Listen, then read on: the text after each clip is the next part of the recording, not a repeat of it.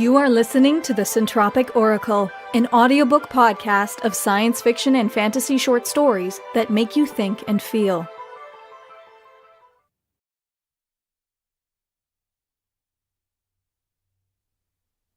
One for Every Year by Vogel. The paintings were what kept me tethered to this place. I knew that much. I had faint memories that this place had always been a hotel, though I remembered little of its past. Or perhaps all of the years had simply blurred together. All I knew was years of wandering the hotel's halls, visiting the rooms where my portrait hung. And each year, in the spring, my lady arrived to paint my portrait and ask a task of me in return. My lady rose and turned her canvas around to show it to me. Well? I did not answer. I cannot answer. Death had rendered me as mute as the canvas, paint, and wood that formed my lady's yearly gift to me. "Don't you like it?" she asked. I shook my head no. She opened her mouth as though to ask another question, but no words passed her lips for a long moment. "Suit yourself, then. I thought I'd hang this one on the 8th floor so that you could have a view of the water on clear days." I shrugged and looked out the small window in the room that my lady used one day each year. The window looked out on a gnarled old apple tree in a small interior courtyard. Few rooms looked out over this area. The tree was not in keeping with the beach-like atmosphere found in the rest of the hotel. It always nagged at the back of my mind that the groundskeepers had overlooked this single tree, a relic of an earlier time. "There is the other matter that we must attend to on your birthday, Julia Elizabeth Prynne." Her use of my full name drew my attention back to her. "Need I remind you?" I shook my head. No. But she continued nonetheless. "In exchange for your painting, you must bring me one soul. You will find your quarry in room 304. When I failed to respond positively, she whispered, "Remember, Julia Elizabeth Prynne, if you fail, you will cease to exist." I remembered. It was one of the few things that I did remember from year to year. Though I had lost track of the years, I could count the paintings in the hotel. This newest painting made 117. In all of this time, my lady never changed. She was still as young and beautiful as she was the day when she presented my first portrait and showed me how to wrap my fingers around a person's neck and take their soul. The painting would keep me in my ghostly form. The soul would keep her eternally youthful. It hardly seemed fair, I thought, but I was not ready to give up my existence. And so I was kept bound to her.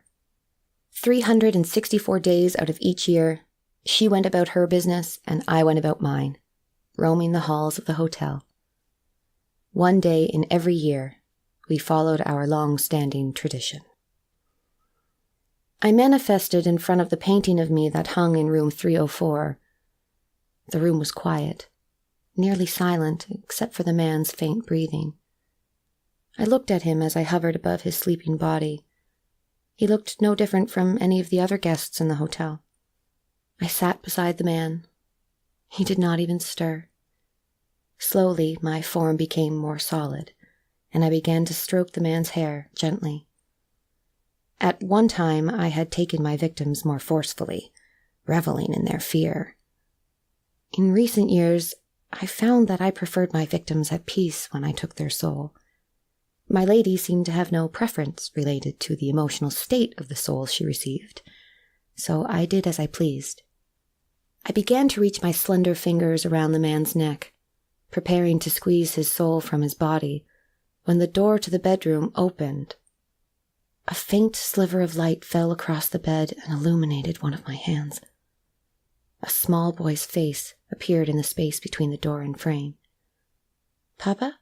he asked. Without warning, I remembered. I remembered the ghostly young woman's hands around my father's neck. I remembered how her attention turned to me when I stumbled into father's room in a daze. I remembered my lady's fingers on my neck, growing more and more real and solid as she drained my soul away. I broke off contact with the man and backed away from his body. He coughed as he woke and rubbed absently at his throat. He saw his son in the doorway and extended his arms to the child. I slipped back into the painting before either of them spoke a word. I had never returned to my lady immediately after obtaining her yearly soul. But now I stood over her still sleeping body. Her face was twisted, though I could not discern if the expression she wore was one of pain, anger, or fear. I felt no need to calm her. I wrapped my slender fingers around her neck to take her soul.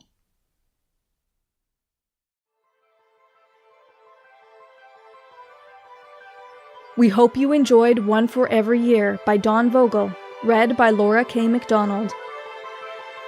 If you'd like to make a donation to the author and narrator of this story, check out the story page link in the description and click the PayPal donate button, or pledge your support to us directly on Patreon. Would you like to submit a story to the Centropic Oracle? A link to our submission guidelines can be found in the description.